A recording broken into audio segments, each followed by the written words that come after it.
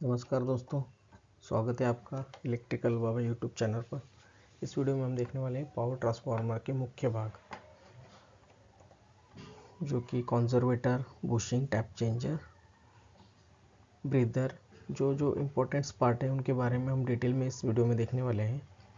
और साथ ही इन पार्ट्स की कुछ बातें हैं जो शायद ही आपको पता होंगी, वो भी इस वीडियो में आपको पता चलने वाली है। जैसे कि कंजर्वेटर टैंक जो होता है, उसमें ऑयल इस लेवल में क्यों भरा जाता है, पूरा फुल भर के क्यों नहीं रखा जाता है, तो इसका जवाब आपको इस वीडियो में आगे मिलने वाला है। और देखिए, ये मेन टैंक जो होता है, मेन टैंक और कंजर्वेटर टैंक को जोड़ने वाला ये पाइप जो है, वो इस तरह सीधा क्यों नहीं होता, इस एंगल में थोड़ा मुड़ा हुआ क्यों होता है, मतलब इसमें स्लोप क्यों होता है इतना, कंजर्वेटर से मेन टैंक की तरफ। और ये एक्सप्लोजन वेंट है, एक्सप्लोजन वेंट और कंजर्वेटर टैंक, इसके बीच में ये एक छोटा पाइप लगा होता है, ये क्यों लगा होता है। और ब्रीदर के नीचे एक छोटा कैप होता है, देखिए इसमें ऑयल भरा रहता है इतना, ये ऑयल क्यों भरा जाता है। एक्सप्लोजन वेंट का ये ऊपर का हिस्सा, यहाँ पे एक पर्दा लगा होता है, वो पर्दा क्यों लगा होता है। तो इन सब सवालों के जवाब आपको इस आगे वीडियो में मिलने वाला है, तो वीडियो को पूरा देखिए। पावर ट्रांसफार्मर का टैंक, ये देखिए पावर ट्रांसफार्मर, ये जो है इस तरह से होता है। इसका ये जो पोर्शन है, ये जो टैंक दिख रहा है, इसको पावर ट्रांसफार्मर का मेन टैंक कहा जाता है, जो इस तरह से होता है, जो पानी की टंकी की तरह होता है। इसका ऊपरी हिस्सा पूरा खुला हुआ होता है, इसके ऊपर एक टॉप प्लेट बिठाकर इसको सील किया जा सकता है, और जिसमें इसकी चारों तरफ एक गैस किट डाल दी जाती है, जिससे इसमें भरा जाने वाला ऑयल वो लीक ना कर सके। तो इस तरह से मेन टैंक होता है।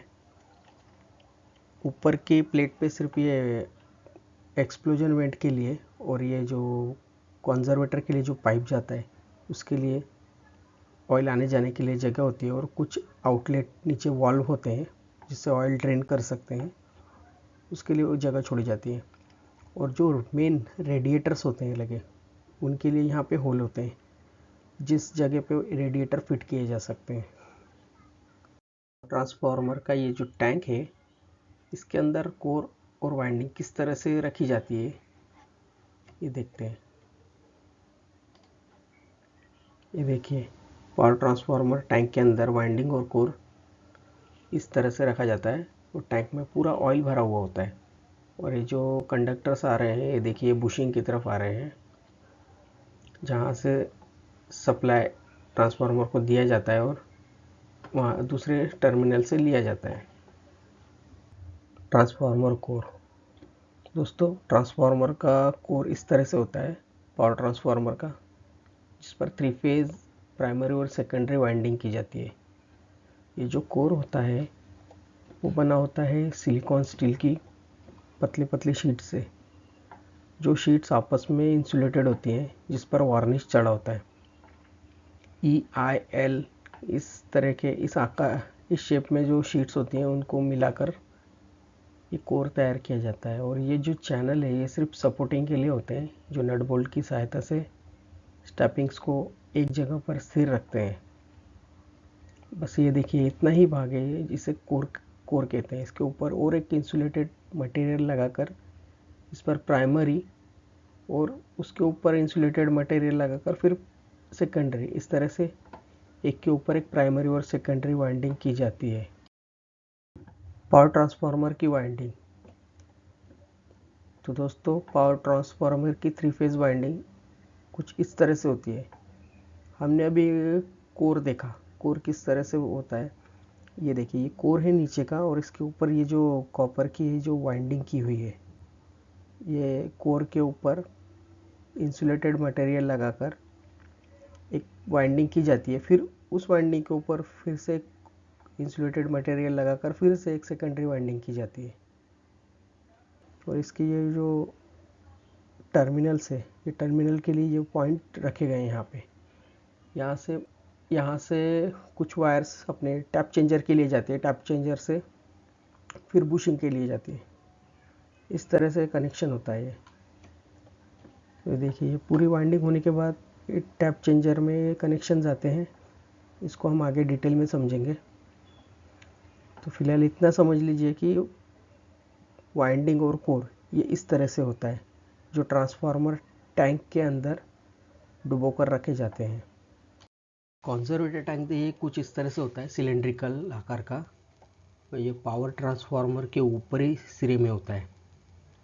पावर ट्रांसफार्मर का ये मेन टैंक है, इसके ऊपर के हिस्से में ये होता है कंजर्वेटर टैंक और मेन टैंक। ये दोनों आपस में कनेक्ट होते हैं एक पाइप के ज़रिए। ये देखिए, ये इसमें दिख रहा है एक छोटा पाइप, और इस पाइप के बीच में ये है एक बुकोल्स रिले। बुकोल्स रिले के बारे में हम आगे देखने वाले हैं, तो पहले हम सिर्फ अभी कंजर्वेटर के बारे में देखते हैं। तो ये कंजर्वेटर टैंक इस तरह होता है, और ये मेन टैंक का ऑयल और कंजर्वेटर में का ऑयल ये कनेक्टेड होता है आपस में। ये देखिए, कुछ इस तरह से होता है। मेन टैंक ये पूरा भरा होता है ऑयल से, ट्रांसफार्मर ऑयल से। इसके अंदर कोर और वाइंडिंग डुबो कर रखी जाती है, और ये छोटा एक पाइप है, इसके ज़रिए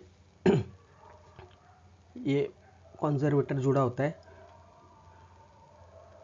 और ऑयल जब भरते हैं तो कंजर्वेटर टैंक में से ऑयल इसमें भरा जाता है। इससे ऑयल मेन टैंक में आता है। ये पूरा फुल होने के बाद ये देखिए, हाफ या उससे थोड़ा ज़्यादा इस लेवल तक ऑयल रखा जाता है। ये ऊपर का ये पोर्शन है, ये थोड़ा खाली रखा जाता है, और ये खाली पोर्शन यहाँ से एक पाइप से जुड़ा हुआ है, और यहाँ पे होता है ये ब्रीदर। ये देखिए, कंजर्वेटर और एक ये पाइप है, ये ब्रीदर, और ये ब्रीदर का नीचे का सिरा ओपन होता है, जहाँ से हवा अंदर या बाहर आ जा सकती है। तो कंजर्वेटर का काम क्या होता है, अब हम देखते हैं। तो दोस्तों, ट्रांसफार्मर जब काम करता है अपने फुल कैपेसिटी पे, मतलब लोड पे ज़्यादा लोड होता है, या गर्मियों के दिनों में, गर्मियों में ये तो बाहर आउटडोर ट्रांसफार्मर होता है ज़्यादातर, तो ये धूप में इसका टेम्परेचर ज़्यादा होता है, तो वाइंडिंग, ट्रांसफार्मर की वाइंडिंग ज़्यादा लोड पे हीट निर्माण होती है उसमें। तो वाइंडिंग गर्म होने की वजह से इसका ये ट्रांसफार्मर ऑयल, अपना ये ऑयल भी पूरा गर्म हो जाता है। तो गर्म होने की वजह से ऑयल एक्सपांड होने लगता है। तो ऑयल एक्सपांड होता है तो ये ऊपर की तरफ ही जाएगा, क्योंकि बाहर यहाँ से कुछ ओपन जगह कहीं नहीं रहती बाहर, उसको जहाँ से वो बाहर सरक सके, इसलिए वो ऊपर इस पाइप के ज़रिए कंजर्वेटर टैंक में आता है। और ये जो लेवल हमने देखी कि ये खाली रखी जाती है, तो ये लेवल की जगह पर ऑयल ऊपर की तरफ सरकता है। जब ये ऊपर जाएगा तो यहाँ पे जो हवा है वो हवा भी बाहर जाएगी, वो इस पाइप के ज़रिए हवा बाहर जाती है। तो ऐसे यहाँ से बाहर जाके ब्रीदर से होते हुए हवा बाहर वातावरण में बाहर निकल जाती है। और जो ये हवा है, इसमें कुछ गैसेस भी होती, गैसेस का प्रमाण भी होता है जो ट्रांसफार्मर में तैयार होती है। वो जो गैसेस ज़्यादा अगर इकट्ठा हो जाए तो ये ट्रांसफार्मर के लिए हानिकारक होती है, इसलिए गैसों का बाहर निकलना भी बहुत ज़रूरी होता है। तो ट्रांसफार्मर जब गर्म होता है, उसका ऑयल गर्म होता है, ऑयल एक्सपांड होता है, इसका लेवल ऊपर जाता है, और यहाँ की हवा इस पाइप के ज़रिए ब्रीदर से होते हुए बाहर निकल जाती है। और जब ट्रांसफार्मर का ऑयल ठंडा होने लगता है, तो अब ये ऑयल फिर से अपनी पोजीशन लेने लगता है, मतलब इसका लेवल कम होने लगता है। जब यही लेवल नीचे जाता है थोड़ा थोड़ा, ये प्रोसेस एकदम धीमे गति से होती है। ये ऑयल लेवल नीचे जाएगा ऑयल ठंडा होने पर, तो ये हवा, यहाँ पे हवा बढ़ती जाएगी, फिर से इसी पाइप में से बाहर की हवा कंजर्वेटर टैंक में आएगी। जितना ऑयल नीचे जाएगा उतनी हवा इस कंजर्वेटर टैंक में आती है। तो कंजर्वेटर टैंक के ये इसीलिए इतनी जगह ऊपर रखी जाती है। तो यही मेन काम होता है कंजर्वेटर टैंक का। बुकोल्स रिले, बुकोल्स रिले ये प्रोटेक्टिंग डिवाइस होता है पावर ट्रांसफार्मर का, जो कि बहुत ही इम्पोर्टेंट होता है। ये कंजर्वेटर टैंक और मेन टैंक, इसको जोड़ने वाला जो पाइप होता है उसके बीच में लगा होता है। इसका काम होता है कि जो ट्रांसफार्मर में जो ऑयल होता है इसको सिर्फ मॉनिटर करने का काम होता है कि इसमें कुछ गैसेस जो ट्रांसफार्मर के लिए हार्मफुल होती है उसको ये मॉनिटर करता है। और ट्रांसफार्मर में जो कुछ फॉल्ट अगर हुआ, गैसेस अगर उत्पन्न होती हैं तो उसको सेंस करके ये वीसीबी मतलब ट्रांसफार्मर का जो सर्किट ब्रेकर होता है उस तक ये सिग्नल पहुंचाता है। कॉल्स रिले में 2 स्विच लगे होते हैं जो मर्क्यूरी टाइप स्विच होते हैं। देखिए वो कॉल्स रिले अंदर से कुछ इस तरह से होता है। ये पूरा इसमें भी ऑयल भरा होता है। जो ये पाइप जा रहा है, ये पाइप बुकॉल्स रिले में पूरा, इस पाइप के ज़रिए बुकॉल्स रिले में पूरा ऑयल आता है और ये ऑयल फिर आगे कंजर्वेटर में जाता है। तो ये देखिए ये मेन टैंक से यहाँ ऑयल एंटर करता है और ये कंजर्वेटर के लिए यहाँ से जाता है। तो इसके अंदर सिर्फ इतना ही होता है कि ये 2 स्विच होते हैं। ये जो दिख रहा है ये मर्क्यूरी स्विच है और ये एक दूसरा मर्क्यूरी स्विच है। तो मर्क्यूरी स्विच होता है ऐसा, ये लिक्विड फॉर्म में ये कंडक्टर ही होता है। ये देखिए ये 2 पॉइंट्स है, 2 टर्मिनल, और यहाँ से 2 वायर्स बाहर जा रही हैं। तो पहले पॉइंट में ये मर्क्यूरी डूबा हुआ है, तो दूसरा इससे शॉर्ट नहीं है, मतलब ये एनो कॉन्टैक्ट है, ओपन है, नॉर्मली ओपन होता है। और इसके नीचे एक देखिए ये फिक्स पॉइंट है और ये यहाँ पे फ्लोट है। फ्लोट और फिक्स पॉइंट है, यहाँ से एक रॉड के ज़रिए या कोई स्टिक के ज़रिए यहाँ से जुड़ा होता है। फ्लोट आपने देखा होगा अपनी पानी की टंकी में लगाते हैं, जो ओवरफ्लो ना हो सके उस तरह का ये बॉल रहता है जो लिक्विड है, ये इस ऑयल में ऊपर तैरता है जब तक कि ऑयल नीचे से ऑयल का प्रेशर रहे इसमें। ये यहाँ से पूरा ऑयल भरा है, इस वजह से ये यहाँ इस एंड में आके यहाँ पे रुक गया है। तो इसके लिए ये मर्क्यूरी स्विच इसके ऊपर स्थिर रहता है। तो अब ये ऑपरेट कैसे होता है, जैसे समझो इसमें कुछ ट्रांसफार्मर में गैसेस प्रोड्यूस होने लगी, तो वो गैसेस ऊपर की तरफ उठती है इस पाइप से होते हुए, वो पहले इस अपने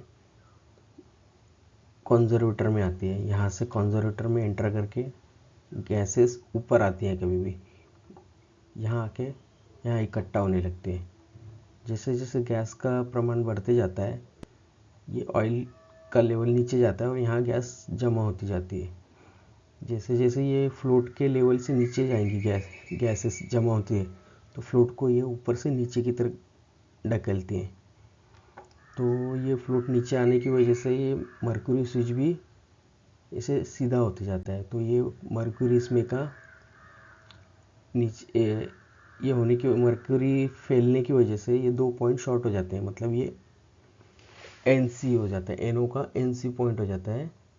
तो यहाँ से जो सिग्नल आ रहा है इस 2 वायर की मदद से वो वहाँ वीसीबी तक पहुँचाया जाता है। वीसीबी तक पहुँचाया जाता है।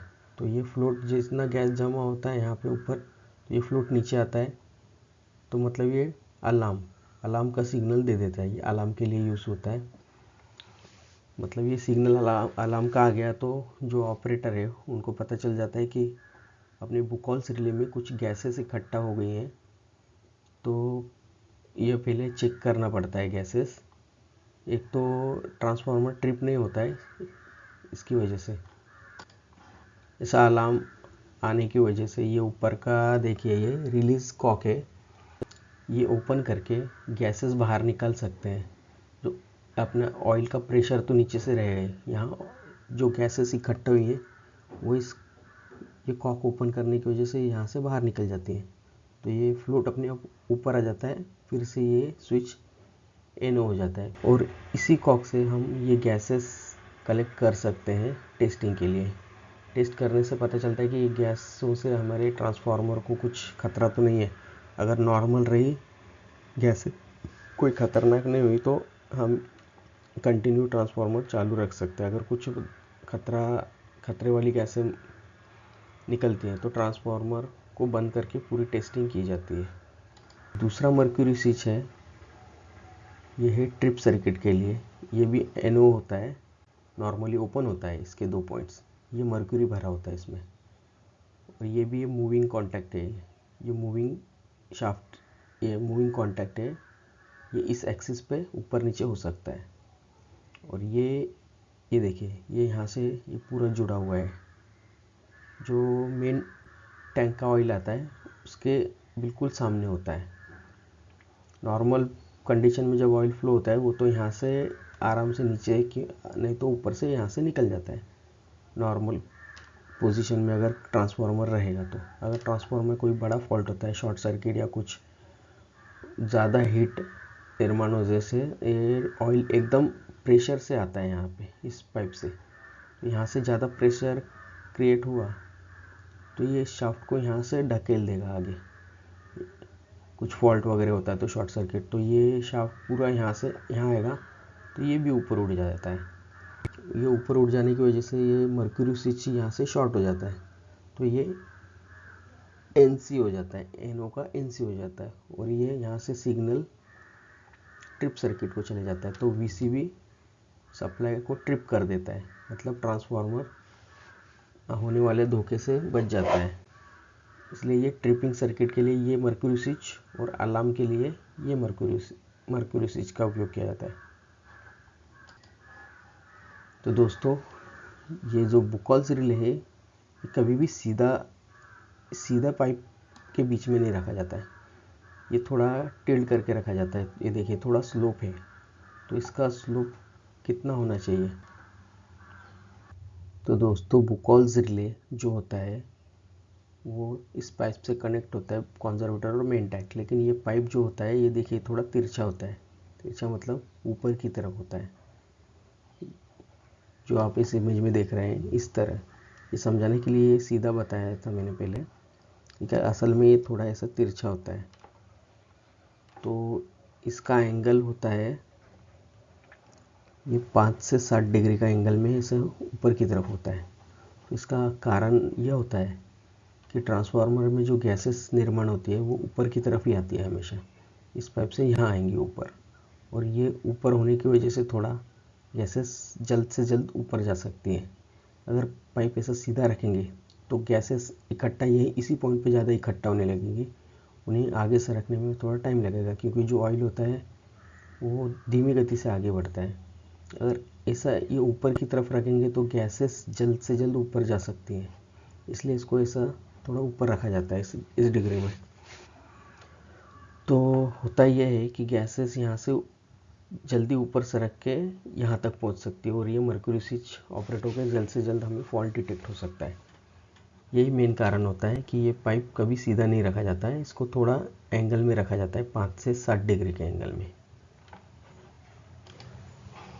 तो दोस्तों, बुकॉल्स रिले का ये मेन काम था कि गैसेस डिटेक्ट करके इसको सिग्नल आगे देने का काम ये बुकॉल्स रिले का होता है।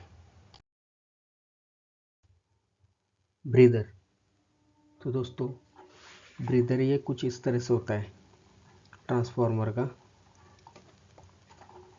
ये पावर ट्रांसफार्मर का कंजर्वेटर टैंक है, इसके ऊपर ही हिस्से से एक पाइप इस तरह से लगा होता है, जो ये ब्रीदर जुड़ा होता है उसके आखिरी छोर पर। ये जो नीले कलर का आपको दिख रहा है ये है सिलिका जेल, इसे सिलिका जेल बोलते हैं। सिलिका जेल का मुख्य काम होता है जो हवा में की जो नमी होती है वो सब सोख लेता है सिलिका जेल। तो ये देखिए, ये ऊपर का हिस्सा यहाँ से यहाँ तक ओपन होता है, ये पूरा सिलिका जेल से होते हुए ये बाहर की तरफ हवा आ जा सकती है। ये नीचे कैप लगी होती है, इस कैप में ऑयल भर के रखा जाता है थोड़ा हाफ, मतलब ये ब्रीदर का ये हिस्सा उसमें डूब सके ऑयल में। इस ऑयल की वजह से होता ये है कि जब पावर ट्रांसफार्मर का ये ऑयल ठंडा होता है तो ये ऑयल का लेवल कंजर्वेटर का कम होता है। ऑयल लेवल जब कम होता है तो बाहरी हवा इस ब्रीदर से होते हुए कंजर्वेटर में जाती है। तो ये बाहर की हवा जो होती है इसमें नमी होती है, पानी का और कुछ गैसों का प्रमाण भी हो सकता है तो और धूल मिट्टी के कण भी होते हैं। तो जब पहले हवा इस कैप से ऊपर से होते हुए यहाँ से अंदर जाती है तो यहाँ ऑयल होने की वजह से जो धूल मिट्टी के कण हैं वो ऑयल, इस ऑयल में चिपक के ऑयल तक ही रह जाते हैं। इसके बाद फिर वो जो सिर्फ हवा है अंदर जाती है। तो यहाँ आने के बाद वो हवा सिलिका जेल की वजह से उस हवा में की बाष्प और कुछ नमी पूरी सोख ली जाती है और यहाँ से ये हवा शुद्ध होकर पूरी यहाँ इस जगह से, यहाँ से पाइप से होते हुए कॉन्जर्वेटर में चली जाती है। मतलब ऑक्सीजन भी रहित और बाष्प भी रहित और धूल मिट्टी के कण इसमें बिल्कुल नहीं होते। तो ये सब फिल्टर करने का काम ब्रीदर करता है। ब्रीदर के नाम से ही जाहिर है कि सांस लेने वाला है। हाँ, तो अपना ये ट्रांसफार्मर जो होता है, पावर ट्रांसफार्मर, ये भी सांस लेता है जिस तरह हम सांस लेते हैं। Transformer radiator. तो दोस्तों, ट्रांसफार्मर रेडिएटर ये एक मेन पार्ट होता है पावर ट्रांसफार्मर का, जो कि पावर ट्रांसफार्मर को ठंडा करने के लिए उपयोग में लाया जाता है। तो ये कुछ इस तरह से होता है। इसके दो सिरे पावर ट्रांसफार्मर के मेन टैंक से जुड़े होते हैं। ये ऊपरी सिरा, ये देखिए, ये ऊपरी सिरा और एक निचला सिरा, ये जो दो पाइप होते हैं वो यहाँ इस तरह से कनेक्ट होते हैं। तो ये रेडिएटर किस तरह से काम करता है, इसके लिए हम एक इमेज देखते हैं। ये रेडिएटर है, इसका ये ऊपर का पाइप और नीचे का पाइप ये टैंक से जुड़े होते हैं पावर ट्रांसफार्मर के। जब ट्रांसफार्मर अपना काम करता है तो उसमें जब ऑयल ज़्यादा हीट हो जाता है, गर्म हो जाता है, तो ऑयल गर्म होने के बाद हल्का होकर वो ऊपर की तरफ उठता है। तो गर्म हुआ ऑयल जो है वो यहाँ से रेडिएटर के इस ऊपरी पाइप में से एंटर करता है अंदर, और यहाँ से होते हुए वो इस पाइप से यहाँ आ जाता है और यहाँ से सब जगह यहाँ पे डिस्ट्रीब्यूट हो जाता है। ये जो ब्लेड्स हैं, ये रेडिएटर के अलग अलग ब्लेड्स होते हैं। तो गर्म ऑयल इस ब्लेड में आके नीचे की तरफ आता है। तो ये ब्लेड के जो सरफेस होता है वो बाहरी हवा के संपर्क में ज़्यादा होता है, इस तरफ से और दोनों तरफ से। मतलब रेडिएटर के बीच में, ब्लेडों के बीच में से हवा आर पार आ जा सकती है। उस हवा की वजह से ये ऑयल जल्दी ठंडा हो जाता है और ठंडा होने के बाद वो नीचे की तरफ आता है। इस ब्लेड से नीचे आते आते ऑयल इस पाइप में आ जाता है, यहाँ से होते हुए इसके मेन निचले पाइप से होते हुए फिर से वो अपने ट्रांसफार्मर टैंक के अंदर चला जाता है। मतलब यहाँ से गर्म ऑयल एंटर करता है, रेडिएटर के ब्लेड से ठंडा होकर नीचे आता है और ठंडा ऑयल फिर से टैंक में चले जाता है। इस तरह से ये सर्कुलेशन चलता रहता है कंटिन्यूसली। गर्म ऑयल अंदर, ठंडा ऑयल नीचे, नीचे से ट्रांसफार्मर टैंक में। इस वजह से ट्रांसफार्मर टैंक के ऑयल का जो टेम्परेचर है वो नियंत्रित किया जाता है। और अगर ज़्यादा बड़े ट्रांसफार्मर हो तो कुछ रेडिएटरों में इस ब्लेड की साइड में यहाँ पे फ़ैन लगाए जाते हैं, बड़े बड़े फैंस। उस फैंस को चालू करके हवा यहाँ से पास की जाती है, जो ब्लेडों को जल्दी ठंडा करती है। ब्लेड ठंडे होने की वजह से उसमें का ऑयल जल्दी ठंडा होता है, इसलिए यहाँ पे फ़ैन लगाए जाते हैं रेडिएटर्स पे। तो रेडिएटर्स का मुख्य काम होता है ट्रांसफार्मर को ठंडा करने का। तो पावर ट्रांसफार्मर की सेफ्टी के लिए एक्सप्लोजन वेंट ये एक बहुत ही इम्पोर्टेंट पार्ट होता है। ये देखिए, ये पावर ट्रांसफार्मर के टैंक की टॉप प्लेट है, इसके ऊपर ये लगा होता है। ये देखिए, ये टॉप प्लेट है, इसके ऊपर ये एक टेढ़ा पाइप होता है जो कॉन्जर्वेटर के बगल में होता है, ठीक बगल में एक टेढ़ा पाइप होता है, यहाँ से बेंड होता है। और इसका ये ऊपरी सिरा होता है जो ये इस तरह से होता है। देखिए, यहाँ से एक पतला पर्दा, एक पतले शीट का ये इस पे लगा होता है। यहाँ पे फटा हुआ दिख रहा है क्योंकि ऑपरेट हुआ है एक। ये सैंपल आपको दिखाने के लिए है सिर्फ। ये देखिए, ये इसका ऊपरी सिरा इस तरह से होता है। तो ये देखिए, कभी भी कंजर्वेटर टैंक के लेवल से थोड़े ऊंचाई पर ही होता है, इसके ऊपर ही होता है, क्योंकि हमने देखा कि कंजर्वेटर में आधा या आधे से ज़्यादा लेवल तक ऑयल भरा रहता है यहाँ तक। तो इसमें पूरा ऑयल होता है टैंक में, वह इस पाइप से यहाँ तक होता है। और यही लेवल जो होती है सेम अपना एक्सप्लोजन वेंट है, इस यहाँ तक ऑयल भरा रहता है। तो ऑयल गर्म होता है तो इसका भी ऑयल ऊपर की तरफ जाता है, हमने देखा पहले। तो ये एक्सप्लोजन वेंट है, इस पाइप में से भी ऑयल ऊपर की तरफ जाता है, इसी लेवल से ऊपर बढ़ता है। लेकिन ये यहाँ से पर्दा पूरा बंद होता है तो यहाँ से हवा बाहर नहीं निकल पाती, इसलिए यहाँ एक छोटा पतला पाइप लगा होता है जो कॉन्जर्वेटर टैंक या ब्रीदर का पाइप, कॉन्जर्वेटर का ऊपरी हिस्सा या ब्रीदर का ये पाइप, इससे कनेक्ट होता है। मतलब ऑयल जब ऊपर जाता है तो इसकी ये ऊपर की हवा इस छोटे पाइप से होते हुए ब्रीदर से बाहर निकल जाती है, इसलिए छोटा पाइप लगाया जाता है। तो ये एक पर्दा होता है इसको यहाँ पे। तो एक्सप्लोजन वेंट का मेन काम क्या होता है वो देखते हैं। तो दोस्तों, अगर ट्रांसफार्मर में अगर कभी कोई फॉल्ट हो जाए, शॉर्ट सर्किट, ओवरलोड या कोई और तरीके से फॉल्ट हो जाए बड़ा, तो ये तो टैंक पूरा बंद होता है, तो गैसेस निर्माण होती है ऐसा फॉल्ट होने में। और ये इतना प्रेशर क्रिएट करती है कि ये धमाके से पूरा टैंक फट सकता है, बहुत बड़ा धमाका हो सकता है। तो आपने अपना प्रेशर कुकर तो देखा होगा। प्रेशर कुकर में एक सेफ्टी वाल्व होता है, अगर सीटी चॉकअप हो जाए या कुछ किसी वजह से गैस बाहर निकल ना पाए तो सेफ्टी वाल्व होता है वो ऑपरेट हो जाता है। मतलब उसका एक धातु का जो पतला एक सिरा होता है वो फट जाता है, वहाँ से पूरी गैस बाहर निकल जाती है। बस उसी तरह ये एक सेफ्टी वाल्व होता है ट्रांसफार्मर का। तो फॉल्ट पे अगर कोई हो जाए, इसमें फॉल्ट हो जाए तो बड़ा प्रेशर क्रिएट होता है इसके अंदर। तो प्रेशर, ये दबाव सब ये पाइप का साइज़ बड़ा होने की वजह से यहाँ से प्रेशर पूरा आता है, तो ये पतला पर्दा होता है ये फट जाता है कुछ इस तरह से, और ये सब गैसेस और ये जो ऑयल इस पाइप से होते हुए सब बाहर निकल जाता है। मतलब जितना प्रेशर क्रिएट होता है वो इस पाइप से बाहर निकल जाता है। मतलब इसमें कोई बड़ा धमाका होने से तो बच जाता है। तो इसी वजह से एक्सप्लोजन इवेंट इसमें लगाया जाता है। पावर ट्रांसफार्मर की बुशिंग्स। पावर ट्रांसफार्मर की वाइंडिंग एचवी और एलवी वाइंडिंग के जो सिरे होते हैं वो ट्रांसफार्मर से बाहर निकले होते हैं।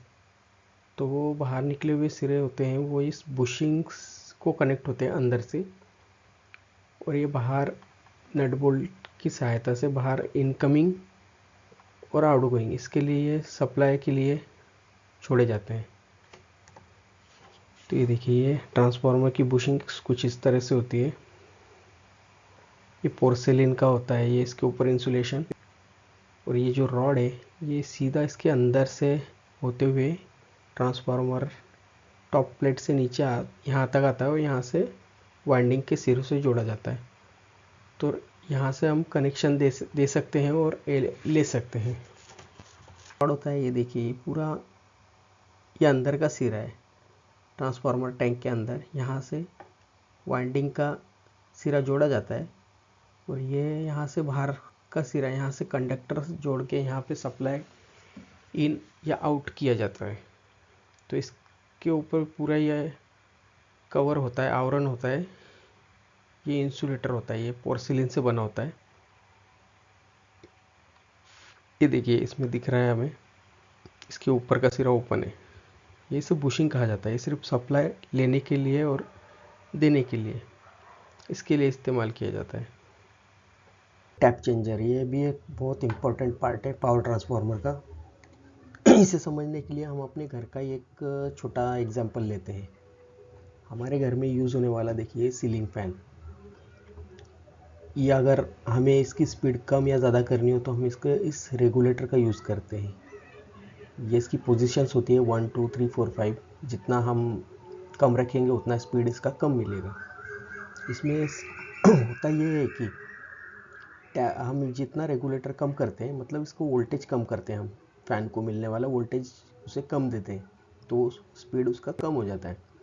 जैसे रेगुलेटर बढ़ाएंगे मतलब हम इसको वोल्टेज बढ़ा के देते हैं तो उसका स्पीड बढ़ता है। बस टैप चेंजर यही काम करता है। तो दोस्तों, टैप चेंजर जो होता है वो पावर ट्रांसफार्मर का जो मेन टैंक होता है उसके ठीक बगल में अटैच होता है उससे। वो भी एक कंटेनर में ही होता है, जैसे कि अपनी ये मेन टैंक में ऑयल भरा रहता है, इसका सेपरेट कंटेनर होता है उसमें भी ऑयल भर रहते थे। ऑयल इमर्स्ड होता है, उसके अंदर ऑयल में डूबा हुआ होता है। ये देखिए, ये इमेज में बताया है, इस तरह से होता है। जो ये वाइंडिंग्स आई हैं, ये टैपिंग्स, ये टैप चेंजर में जाती है, इस तरह से होता है। दोस्तों, टैप चेंजर ये प्राइमरी और सेकेंडरी वाइंडिंग किस वाइंडिंग में होता है? तो ये हमेशा हाई वोल्टेज जो वाइंडिंग होती है ट्रांसफार्मर की, हाई वोल्टेज एचवी साइड की, उसी साइड में कनेक्ट होता है। अगर ये स्टेप डाउन ट्रांसफार्मर है तो ये प्राइमरी वाइंडिंग में होगा, क्योंकि प्राइमरी वाइंडिंग का वोल्टेज ज़्यादा होता है, तो उसमें वाइंडिंग का टर्न्स भी ज़्यादा होते हैं, इसलिए उस तरफ वो ये टैप चेंजर होता है। इसके उल्टा स्टेप अप ट्रांसफार्मर रहेगा, सेकेंडरी वाइंडिंग की तरफ टैप चेंजर कनेक्ट रहता है।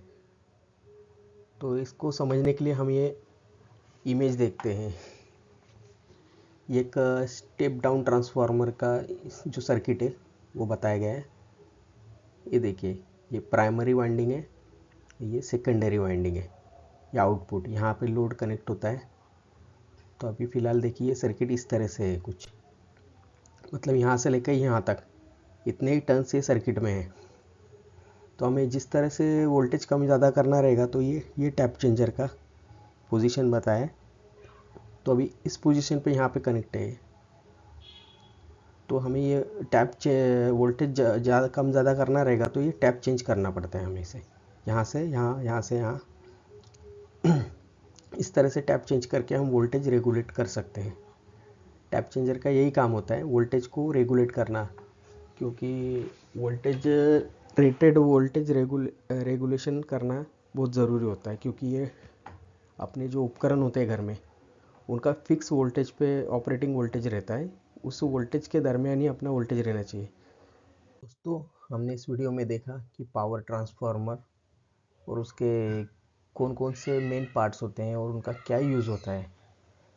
पावर ट्रांसफार्मर का टैंक, उसमें यूज़ होने वाला कोर, उस कोर पे जो वाइंडिंग होती है उस वाइंडिंग के बारे में, कंजर्वेटर टैंक और उसके बारे में detail, Buchholz relay, breather, transformer radiator और एक्सप्लोजन वेंट, बुशिंग और टैप चेंजर, ये इस 10 पार्ट के बारे में हमने इसमें जानकारी ली है। तो दोस्तों, ये वीडियो आपको कैसा लगा कमेंट करके ज़रूर बताएं। पावर ट्रांसफार्मर के और भी कुछ पार्ट्स होते हैं, लेकिन हमने जो मेन पार्ट्स है उसी के बारे में इसमें बात की है। और बाकी और कोई पार्ट्स के बारे में आपको जानकारी चाहिए तो कमेंट में ज़रूर लिखें, हम और उसके बारे में सेपरेट एक वीडियो बनाएंगे। तो वीडियो पसंद आया हो तो लाइक कीजिए, चैनल को सब्सक्राइब कीजिए और ये वीडियो शेयर भी कीजिए जिनको ज़रूरत है इस तरह की जानकारी की। तो मिलते हैं अगले वीडियो में, धन्यवाद।